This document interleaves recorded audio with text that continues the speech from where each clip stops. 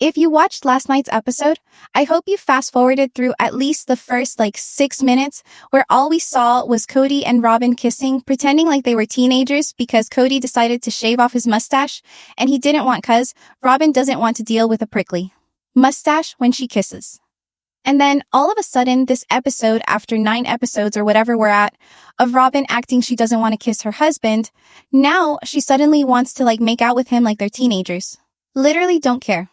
But what I do care about is that Meri and her friend Amber, who supposedly is now Meri's roommate, have a conversation about this fight, a blowout fight that occurred with Kody and Meri. But she also talks about many chats she had with Kody and Robyn about the property. And she said the last talk they had about the property was weird. And I was going back in time and I was thinking about, do you remember when they had the breakup talk at the Coyote Pass?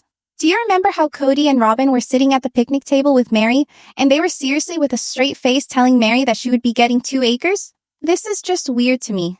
That you two get 8 together, 4 and 4. Janelle gets 4, and I get 2. Meri has 1 child, and I have 18 children. I wanted to keep the lot with the pond to be for the whole family because the whole family kind of knows that Meri doesn't want to really, this is from living with her. She doesn't really want to share resources.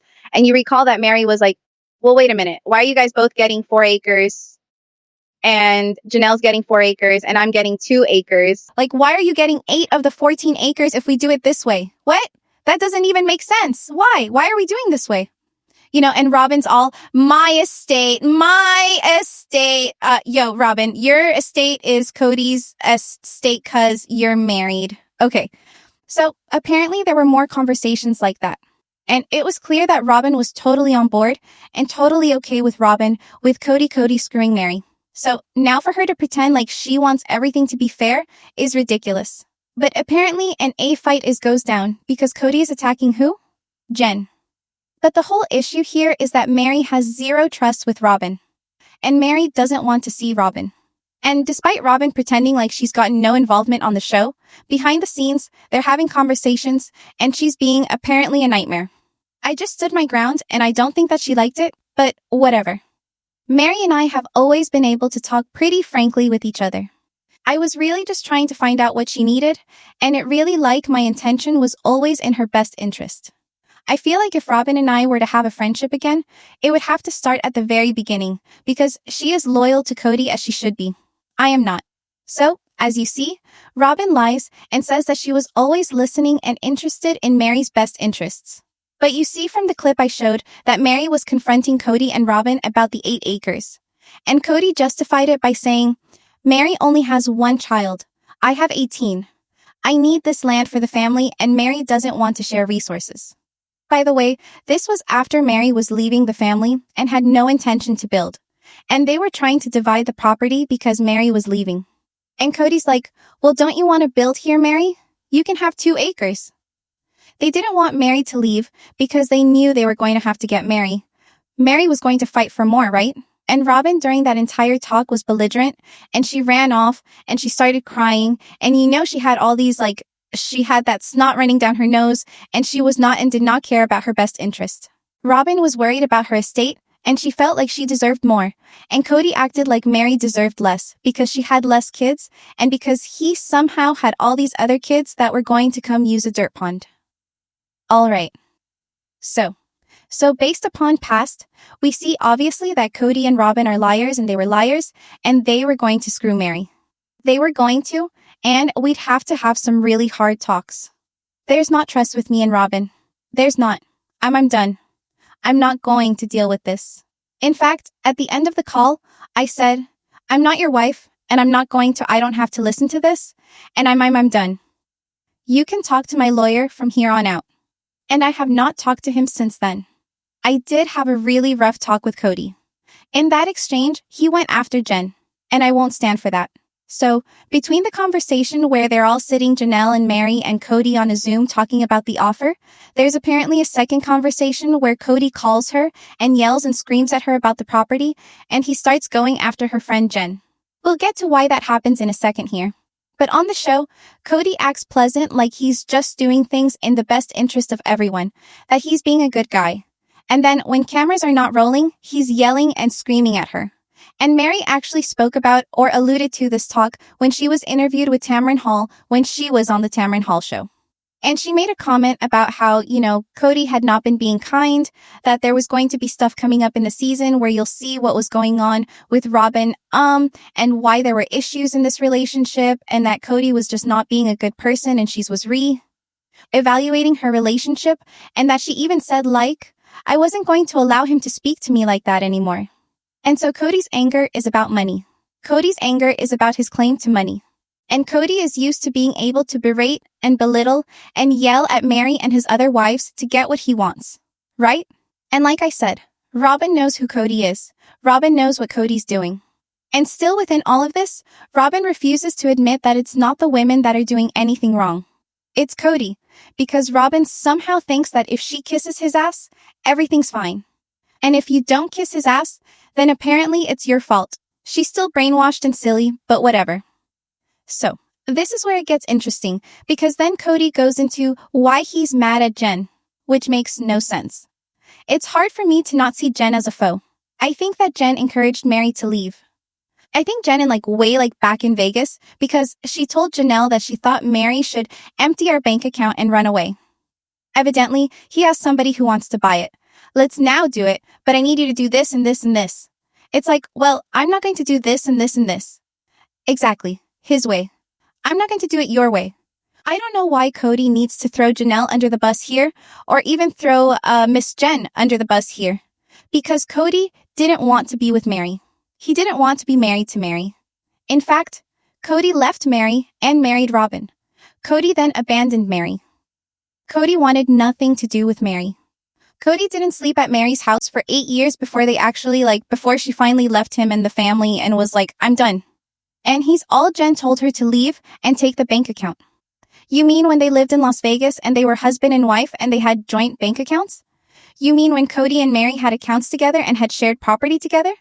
You mean when Meri, if she would have been smart, could have gone through a divorce and sought alimony and gotten her fair share of the marital assets? But Meri never did. And Meri eventually sacrificed all of that by going through a legal divorce, not dividing community assets, and still allowing Kody to control the money.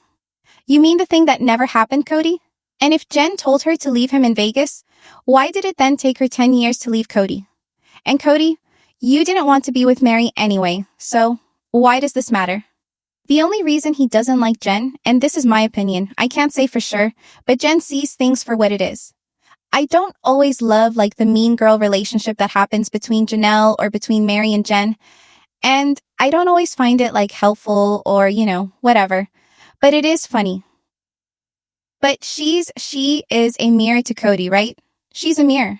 She can call Kody out for what he's doing. And I'm sorry, but if you had a friend that was being neglected and abandoned and being emotionally and verbally and psychologically abused by a man and financially abused by a man, you would be a friend if you didn't tell that friend that there's choices and they can leave. Especially if your friend comes from a cult and has no idea that this is even a choice, right? I think Jen was a good friend. And by the way, the bank accounts were never empty. So, it's just a hyperbolic hypothetical that Kody can use to avoid, and then he can throw Janelle under the bus and say, well, Janelle told me this hearsay about Jen. It's double hearsay, right?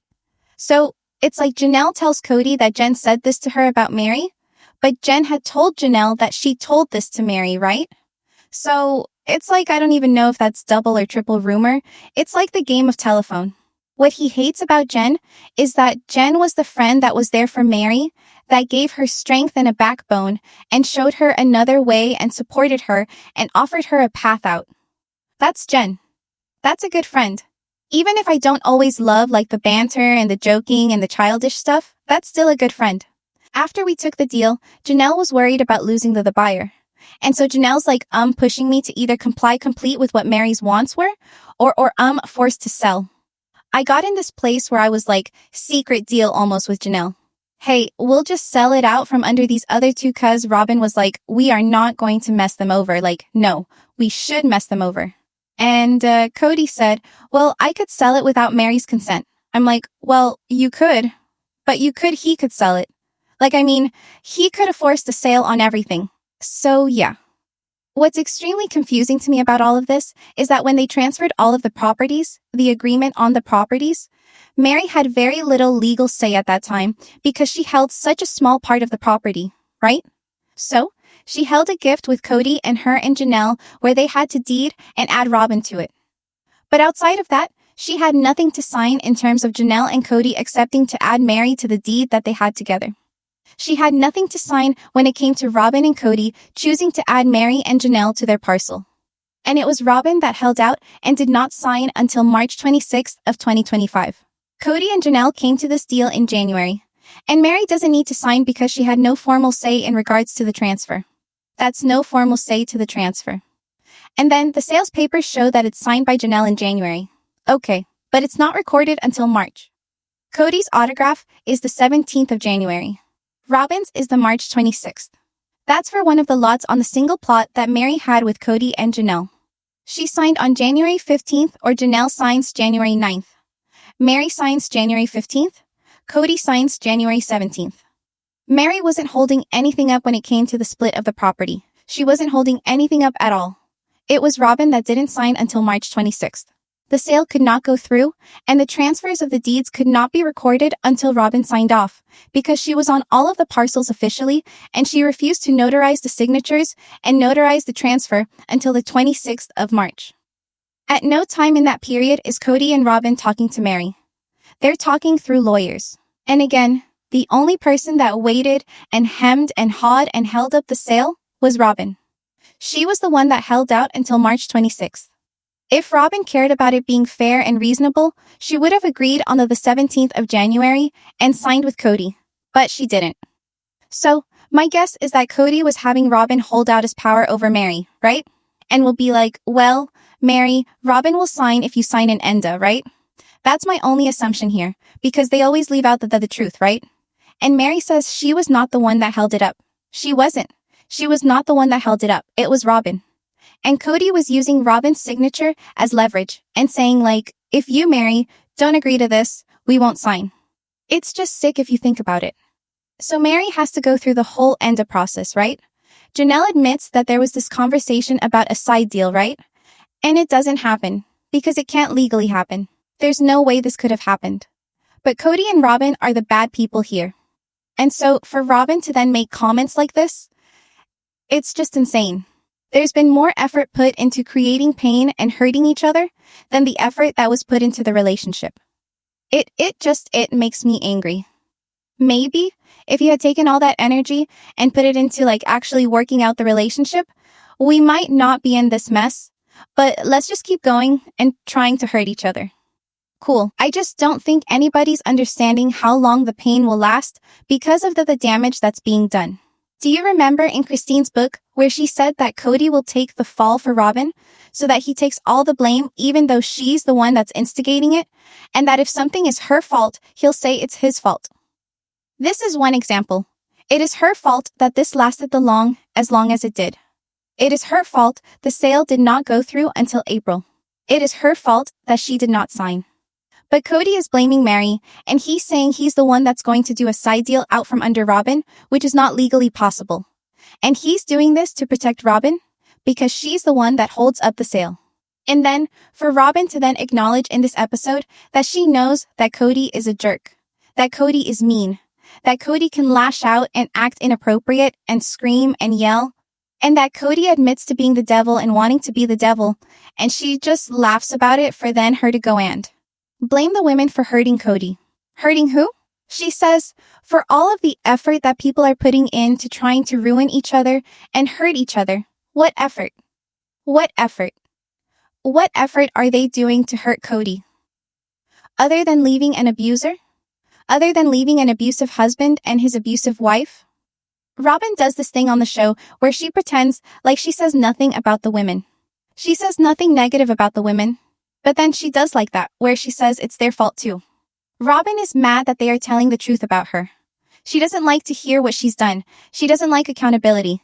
She doesn't like that Meri said Robyn is loyal to Kody. She is not loyal to anyone else but Kody. And she should be. But how does Meri trust someone that's loyal to Kody when Meri knows the kind of man that is, right? If Robyn's willing to blame the other women for what Kody does and say it's their fault, you can't trust Robyn? She's going to protect Kody at all costs because her financial interests are embedded with his. And who are the women hurting by leaving Kody? Who is being hurt by the sale and the equitable division of this? Who's the one that held all of the power and the financial control here? Kody and Robyn. Who's the one that took money from Meri? Robyn. Who's the one that strung Meri along for years? Robyn. Who's the one that manipulated Meri for years? Robyn. She doesn't know the damage that it's causing. They don't need to talk about the damage that it's caused. The family has eroded. There's nothing left. It's just another way for Robyn to play the victim that she's the innocent damsel in distress that's being bullied by these women. Because the only thing I can think of is that she's mad that they are talking about her, but then she does passive-aggressive crap behind the scenes. Like she doesn't sign. She says that they're the ones that are hurting people. She makes comments that these relationships go both ways. She's well aware that her husband is and doesn't care. Like, if that were my husband, I wouldn't want to be with a man like that at all. Like, if you can't see the truth about your husband and you can't see what he's doing and you co-sign that, you're just as bad. We'll get into some of the stuff that Janelle had to say about Robyn later, but that's what I have for now. Tell me what your thoughts are in the comments below. Make sure to give this video a thumbs up. Make sure to subscribe to my channel if you haven't subscribed, and please click the bell so you never miss a video. Thanks so much for watching. Bye, besties.